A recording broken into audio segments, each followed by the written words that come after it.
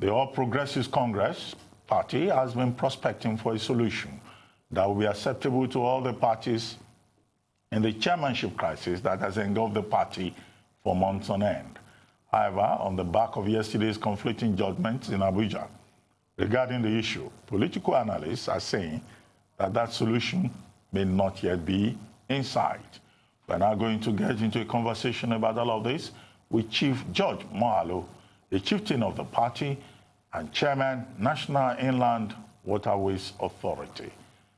Chief Moghalu, good morning and welcome to the morning show. It's good to have you here again. Good morning, sir. Well, Chief, what's the situation in the party now? Yesterday we had two conflicting judgments, and it looks like Comrade Adams Oshiomhole now has judicial relief and political relief with the support he seems to be getting from the president and Asiwaju Bola Ahmed Tinubu and other chieftains of the party. Do you think this will bring the crisis to an end, or this is just the beginning of the crisis, given the division in your party? Yeah, thank you very much, Ruben. Now, let me begin first by correcting an impression. I'm the managing director and not chairman of the National Inland Waterways Authority. Okay, managing director, National Inland Waterways Authority. Let me use the opportunity. Okay, we take that correction. Thank you. Correct. Thank you. Thank you. And let me also use this opportunity you have provided me to, on behalf of the management and staff of National Inland Waterways Authority, condole the people of Lagos State and Nigerians generally over the unfortunate incident that happened over the weekend that led to loss of lives and many injured. For those who lost their lives, may their souls rest in peace, and for the sick, the wounded, I pray for their quick recovery. Yes, having said that, with regards to the issues in our party, I have tried to explain this anytime I have opportunity to speak. APC, like any other human organization, certainly will have challenges once in a while, and this happened to be one of such challenges. But ours is the front burner, so to speak, because of the prominent role we occupy as being the party in government in the country. So such is expected. The reactions you find and the comments that's coming up generally is also expected. Be that as it may, we're on the path of total reconciliation, and that is exactly what is happening. Whether you have conflicting judgments here and there, I'm sure that as we get along, these issues will be resolved. Because of interest, because people are involved, you don't expect that when issues like this come up, they will just be wished away. It's about negotiation. It's about deepening the discussion. And before you know it will be resolved. Certainly it will be resolved. I'm very confident about that. It certainly will one way or another, but it's really a function or a question of timing, because we have now Edo State and Ondo State governorship elections and obviously 2023 down the line. But it's all extremely confusing. There's several threads. You've just talked about conflicting judgments. There's that South-South meeting that occurred. There's the angle of the first-time APC governors. And then you now have that statement from national leader, your national leader, Bola Ahmed Tinubu, chiding the overambitious, ungrateful, and the virulent, using his language. Can you make sense of all of this? And especially because in Bola Tinubu's statements, he referred to the president being distracted by some of this infighting, which is really dangerous, especially in a time of COVID-19, economic crisis. The last thing the polity needs is infighting amongst its ruling party. Yes, if you remember, the issue of the party disagreements already started before COVID-19 came up. So it's not a case of creating the problem vis-a-vis the COVID-19. But that is not to say that we don't have a challenge. There is a challenge. And like I said earlier, it's about human beings. You are dealing with human beings. You are dealing with interests. In any human organization, just like APC is, interest certainly will clash. It is at what point and how you manage this interest is what separates Party A from Party B. And that is exactly the situation where we have found ourselves. There are disagreements, there's no doubt about it. Nobody can say that there is no problem. There is a problem because interests have clashed. People have disagreed. There are various and varied opinions regarding our party at this point in time. So, but what I believe very strongly, because I can pride myself as being experienced in party administration, having been national secretary of a political party, and I've been in party administration for close to 20 years. And if that is the case, you'll find out that as you get along, interests will clash. There certainly will be disagreements. It is about the management of these disagreements that separates Mr. A or Mr. B from the other people. Now, there are disagreements. People have even taken their issues outside the confines of the party, have gone to court. Yes, there are judicial pronouncements, yes, for which I will not want to comment on here because the lawyers say it to be sub judice.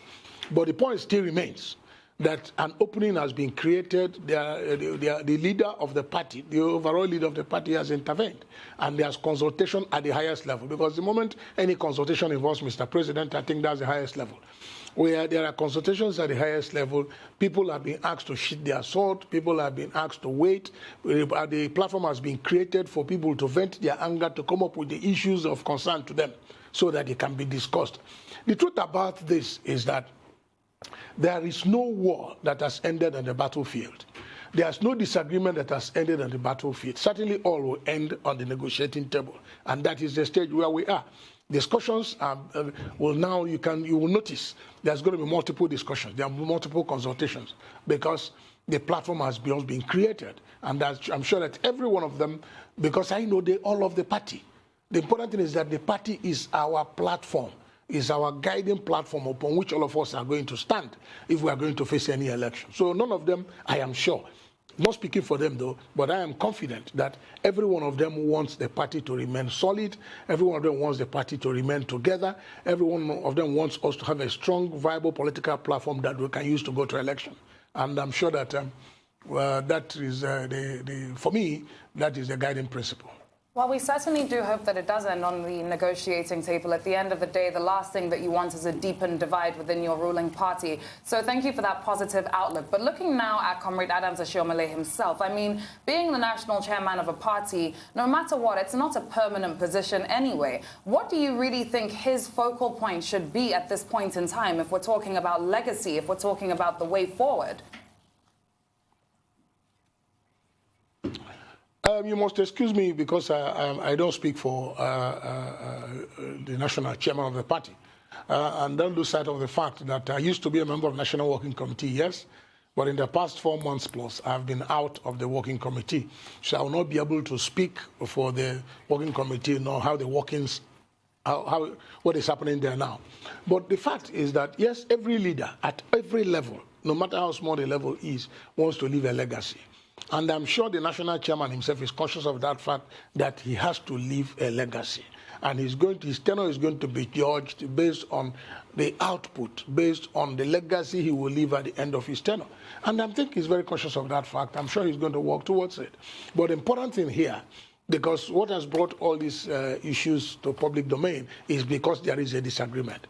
But I am happy that a platform has been created. If you listen to the chairman of the Governors Forum yesterday, if you listen to all the contending forces, you will find that we are getting to a meeting point.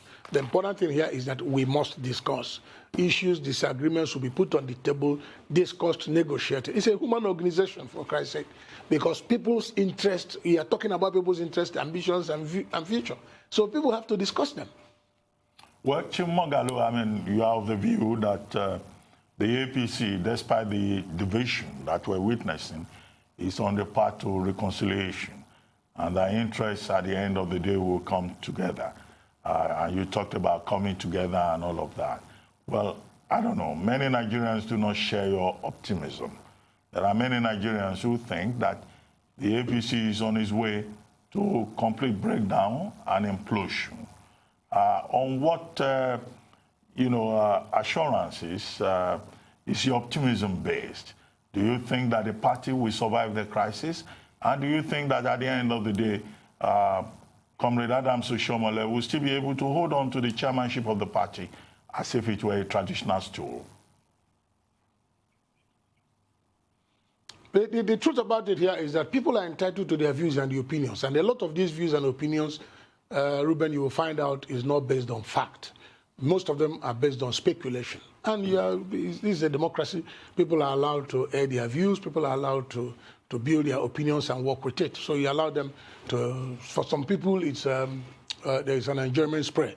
But the truth about the chairmanship of a political party is like any other tenured office.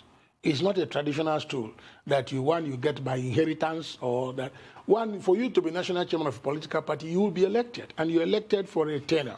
Okay, yes, it is not cast in iron that you must exhaust your tenure. It's also not cast in iron. But the point is that if in the course of your tenure there is need for a replacement, those are also provided for in the party constitution, because the party has a constitution that guides every of its action. So it's not about what anybody may think. It's not about. But I am optimistic. I'm confident that as a political party, like I said earlier, no battle has ended at the battlefront. You'll find that always, at all times, it's always ended on the negotiating table. So I believe that we are on the path of reconciliation, because it is important for us as a political party. It's important for us individually as players in the political field. The truth here is that we need to have our platform. We need to have our platform secure. We need to have our platform strong. More so, we need to have a platform that will continue to support the government of the day that we created. So for me, I believe very strongly, yes, I'm very optimistic about it, that we are going to get to the point of reconciliation, because human interests are involved. You must negotiate it, you must discuss it, you must get to a point of agreement. Well, speaking of the APC constitution, which has sort of been jettisoned now that we're seeing all these conflicting judgments, it's quite clear in that constitution that if you assume a position of national leadership within the party, you cannot be removed at the state level. So this tends to support the position of Adams Oshiomhole. However, we do know that all politics is local. What legitimacy does he really have as national chairman if his own party, his local ward in Edo State, has suspended him? It's not about legitimacy. It's what about the law? What does the law say? It's about the constitution of the party, because we also subscribe to the constitution. Every member of the party, APC, at whatever level, is bound by the dictates or bound by whatever is contained in the constitution of the party. And we have to abide by it. So I am sure, that's why I said, we must discuss. There must be negotiation. We have to put all the issues on the table. And when we put all the issues on the table, certainly we must reconcile. And one thing about us as a political party, I mean APC now, is that we reconcile to become stronger. Well, let's hope so. But what do you think all of this really means or portends for the upcoming elections in Edo State later on this year?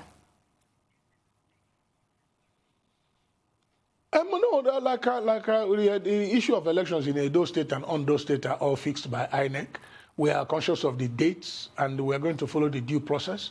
We are going to go to those elections with presenting the report card of the governors we have put there to run the affairs of those states.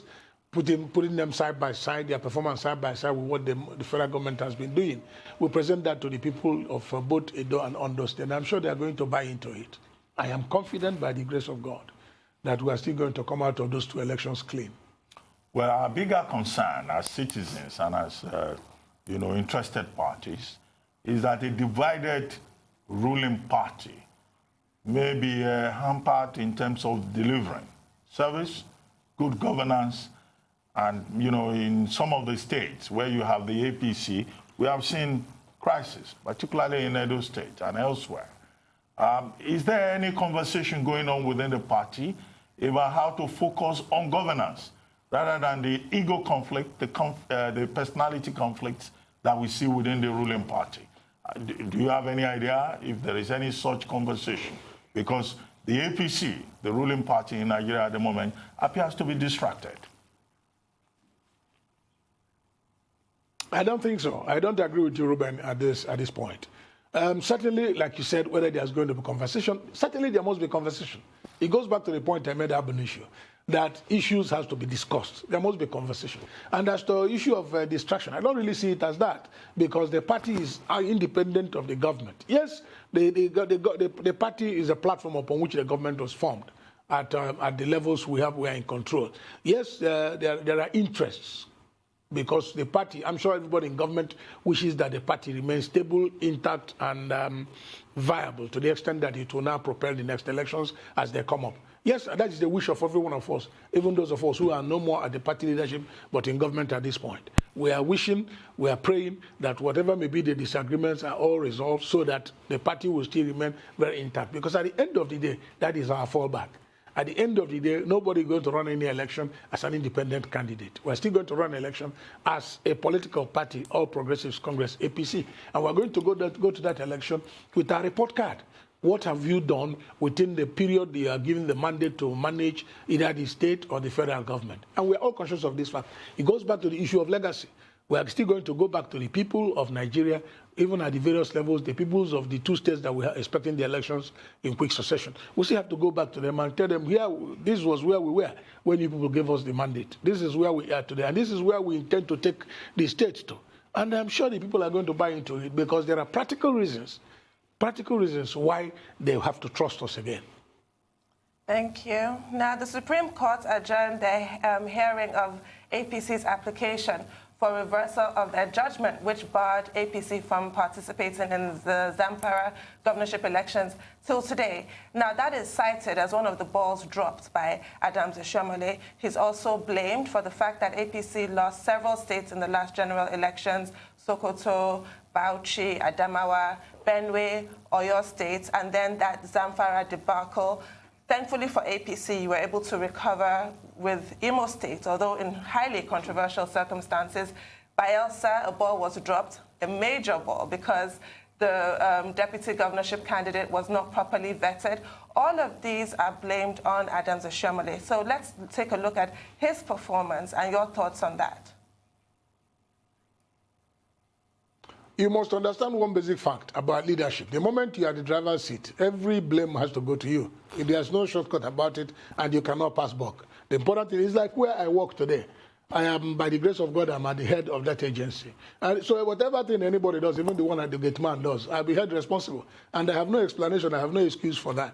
The truth about it is that I would not like to comment on issues that is before the Supreme Court because the lawyer said that is sub judice. And it's not expected of me at this level to comment on that. But the truth still remains. And I want to say it, that you go to every election hoping to win or hoping to lose. You must have it at the back of your mind. You may win or you may lose. If you go to that any election with a fixated feeling that you must win, that is where you will have heart attack when you lose. The point is that you go to every election having put in your best. Make sure you put in your best, do the campaign, present your report card. You leave the rest for the electorate to decide. They are the ones to say, okay, he did well or he did not do well. We want to give you an opportunity or will not give you an opportunity. And that decision lies with them. And once that happens, you take it with equanimity. Well, in fairness to Comrade Adams Oshiomhole, he has been very vocal in outlining his own achievements. And he thinks that he has done quite well and that he has moved the APC to a higher level in terms of relevance and electoral outcomes. Now, some people may not agree with him, but he says those are people who hold meetings at night and who, during the daytime, attack Adams Oshiomhole. But he believes that the forces of light will triumph over the agents of darkness. But that's by the way. Recently, Asiwaju Bola Ahmed Tinubu, national leader of your party, issued a statement on the side of Adams Oshiomhole, defending him and saying the people who are causing problems in the party are worried about 2023. Now, what is this obsession about 2023 all about? And of what value is the open support for Adams Oshiomhole by Asiwaju Bola Ahmed Tinubu? For me as a person, I don't discuss 2023. That's why I get worried with us, we politicians. You talk about 2023, who talked with God? What is the guarantee that we're going to be alive? Who negotiated? Who has a fixed mandate that you must be alive 2023? There are people who wake up, who go to bed and don't wake up in the morning. Why are we playing God? Why don't we live for now? The presidential the ticket or the mandate we are given is less than 1 year. So I'm sure, and that is why, that's why when you talked about distraction, I'm sure government will not be distracted. The emphasis now is providing leadership for the Nigerian people. The emphasis now is fulfilling the promises we made to the Nigerian people. The emphasis now is delivering on our mandate. And that is what I think should concern all of us. As for 2023, where is God in the picture? Where is God in the picture? We must be patient and then wait on God, do what we are given now. It's like me now who has been given a responsibility, and I leave it to talk about politics. For me, it's not necessary. The important thing is that we need to do what we are supposed to do at this time. And what is that we are supposed to do is to live up to the expectation, do everything we can. Do everything we can, make all the sacrifices to see that we justify the confidence of the Nigerian people. We enjoy their mandate, we enjoy their confidence, we have to reciprocate by delivering on the mandate, delivering on the promises we made, and that for me should be the emphasis. When 2023 comes, certainly it will come. Those who are around will address it. Thank you, Chief Moghalu. And now let's also speak about other issues that have been in the polity or in the lives of all of us recently. And I'll start with the dethronement of Emir Sanusi Muhammadu II. Now, I want to get your take on this entire situation whereby we saw an emir being dethroned on the basis of insubordination. What is your analysis of this entire situation and also his response as well? We've all seen the video that came out recently whereby he said that he's happy to move on. He thinks he's ready to move on as well. What is your take on this entire saga? For me, my knowledge about the entire process is very limited. I don't know much about the Northern Traditional Institution and how these things are done. Like most Nigerians, I read it from the newspapers that he's been dethroned, and then saw also his reaction. But the truth about it is that I see his reaction as good, somebody who understands that all power belongs to God. And that has always been my guiding principle. Power belongs to God. He gives to whom he pleases at his own time. And if it is the will of God that he's not going to be the emir again, so be it. That is the way God has destined it to be. So I commend his reaction and then leave the rest to God. Well, Chief Moghalu, I saw you touching your face earlier on, and that's like a violation of the advisory on COVID-19. You know, I don't know what to think about coronavirus and whether at the National Inland Waterways Authority you have measures in place, you know, to advise people not to touch their faces, to wash their hands as regularly as they can, and to use sanitizers. And do you think that the response by the Nigerian government is adequate, or Nigeria needs to do a lot more? Oh, well, I'm concerned, and it may interest you to know that even in my pocket here, I'm carrying my sanitizer. Moving around with it. And when I came before I entered your studio, I had the opportunity also of being tested, and then they also gave me sanitizers. I'm very conscious of it. And in our establishment, we have also put measures in place. First of all, to get the people to understand what they are expected to do. The idea of washing hands regularly, using sanitizers, and what have you, covering your face when you want to sneeze or cough and things like that. And then if you think that there is any feeling you are having that is outside the normal, why don't you talk to a doctor? That is quite okay. Like the World Health Organization have declared the whole issue a pandemic. I'm worried about it like every other Nigerian. But my major concern here is the effect on our economy, because we all know what has happened with the economy with regards to the issue of cost of oil and what have you, because you must understand the impact of the oil industry on our national economy. So I'm very concerned about that. But I also must commend government with the effort that is put in place to be able to challenge or to at least reduce or block this coronavirus from taking hold in our country. And thank God also that so far so good. One of the cases yesterday, I think it was yesterday, the one in Enugu, turned out to be negative. And so we are still being, I would say, the index case, the Italian index case that we are all aware of. So I think that government is doing reasonably well. They need to sustain the effort because we are not out of the woods yet. It's a global challenge, and that is also being addressed globally. For me, I will also advise everybody that whatever you are told to do in these times, especially avoiding gatherings and things like that, please do avoid it so that we don't give a foothold for coronavirus to enter into our country. But I think the Federal Ministry of Health, the federal government, and the states have done quite well, and they need to be encouraged and therefore sustained. Indeed, sir. So far, so good. It's been reported that the president now has the report of the committee set up to look at the health and economic implications of COVID-19 on Nigeria. And we hope to read about all those details in the coming days. What do you advise now? Where do you think the loopholes now that the government should really be looking at?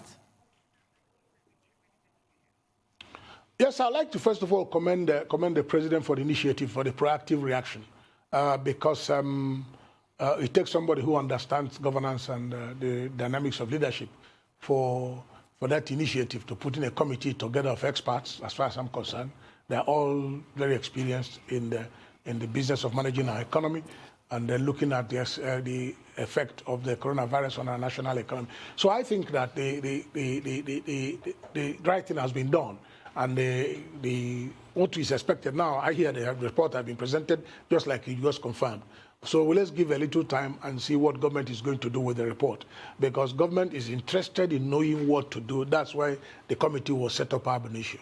So having set up the committee and the report having been returned to government, let us now wait and see what government reaction is going to be. But I'm confident that government is going to deal with the report positively. Well, one last question, Chief Moghalu. Do you think that Comrade Adams Oshiomhole will survive this debacle, or those who want him out of that seat as chairman of your party will succeed?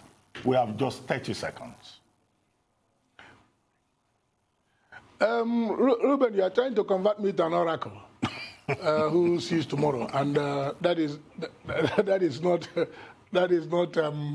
part of my credentials. I wouldn't be able to forecast what will happen, but what I can assure you, what I'm confident about, is that peace will be restored in our party.